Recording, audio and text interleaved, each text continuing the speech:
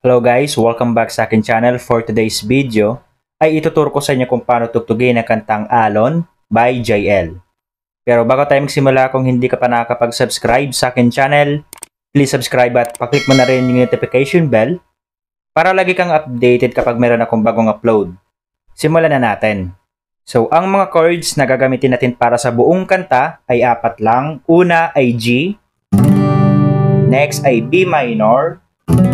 So, yung easy version niya ay ganito lang. Next ay E minor. And last ay C. At ang gagamitin natin na strumming pattern para sa buong kanta ay 8 down strum bawat chord. So, ganito siya. 1, 2, 3, 4, 5, 6, 7, 8. 1, 2, 3, 4, 5, 6, 7, 8.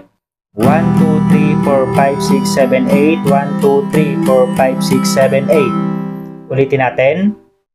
1, 2, 3, 4, 5, 6, 7, 8. 1, 2, 3, 4, 5, 6, 7, 8.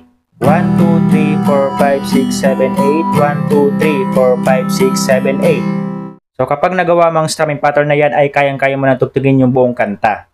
Ngayon tugtugin natin yung verse at yung refrain. 1, 2, 3, go!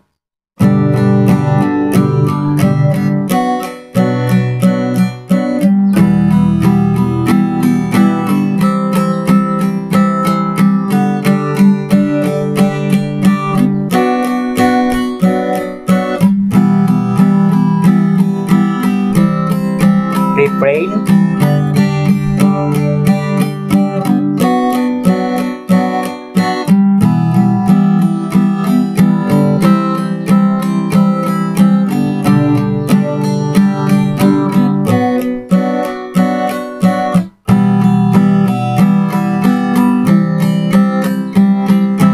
Then, proceed na lang chorus.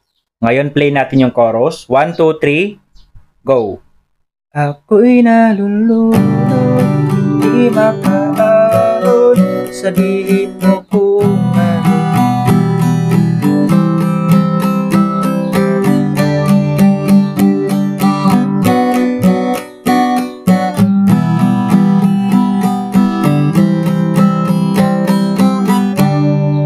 Then after that ay proceed ka na ng verse 2, then another refrain at yung chorus. So, ganun lang tugtugin ng kantang Alon. Kaya, kung nagustuhan mo, please like and share this video. Maraming salamat po sa panonood and enjoy!